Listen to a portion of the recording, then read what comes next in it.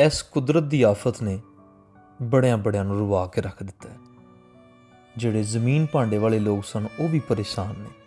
ਉਹਨਾਂ ਦੀ ਫਸਲਾਂ ਦੀ ਬਰਬਾਦੀ ਹੋ ਗਈ, ਉਹਨਾਂ ਦੇ ਚਾਵਲਾਂ ਦੀ ਬਰਬਾਦੀ ਹੋ ਗਈ, ਹੋਰ ਮੁਸ਼ਕਲਾਂ ਵੱਧ ਰਹੀਆਂ ਨੇ। ਮਹਿੰਗਾਈ ਦਾ ਬੁਹਰਾਨ ਆਉਣ ਵਾਲਾ ਹੈ।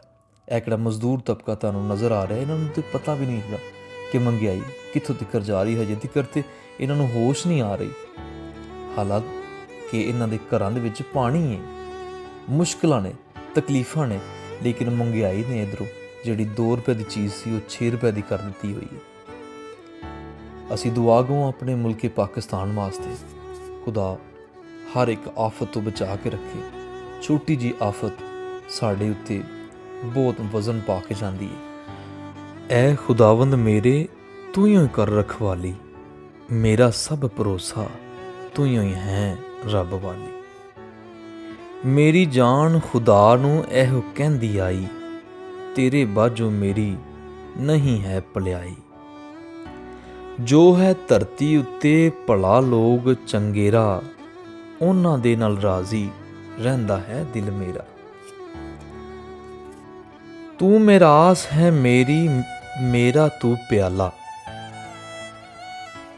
ਜਿਹੜਾ ਮੇਰਾ ਹਿੱਸਾ ਉਹਦਾ ਤੂੰ ਰਖਵਾਲਾ, ਜਿਹੜਾ ਮੇਰਾ ਹਿੱਸਾ ਉਹਦਾ ਤੂੰ ਰਖਵਾਲਾ। ਐ ਖੁਦਾਵੰਦ ਮੇਰੇ, ਤੂੰ ਹੀ ਕਰ ਰਖਵਾਲੀ।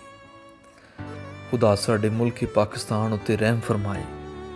ਹਰ ਇੱਕ ਆਫਤ ਨੂੰ, ਮੁਸ਼ਕਿਲ ਨੂੰ, ਤਕਲੀਫ ਨੂੰ ਅਸੀਂ ਆਪਣੀ ਦੁਆਵਾਂ ਦੇ ਵਸੀਲੇ ਨਾਲ ਡੱਕ ਸਕਨੇ ਹਾਂ।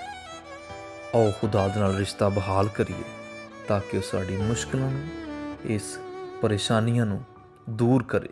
ਹਰ ਇੱਕ ਬੰਦਾ ਇਹ ਸੋਚੇ ਕਿ ਅਗਲੇ ਦਾ ਨੁਕਸਾਨ ਨਹੀਂ ਹੋਇਆ ਬਲਕਿ ਮੇਰਾ ਹੋਇਆ। ਇਸ ਲਈ ਇੱਕ ਦੂਸਰੇ ਦੇ ਨਾਲ ਮੇਲ ਮਿਲਾਪ, ਮੁਹੱਬਤ ਤੇ ਪਿਆਰ, ਭਾਈਚਾਰਾ ਬਰਕਰਾਰ ਰੱਖੋ, ਕਿਉਂਕਿ ਖੁਦਾ ਇਹ ਹੀ ਚਾਹੁੰਦਾ ਹੈ ਕਿ ਇਨਸਾਨ ਇੱਕ ਦੂਸਰੇ ਦੇ ਨਾਲ ਮੁਹੱਬਤ ਤੇ ਪਿਆਰ ਦੇ ਨਾਲ ਰਹੇ।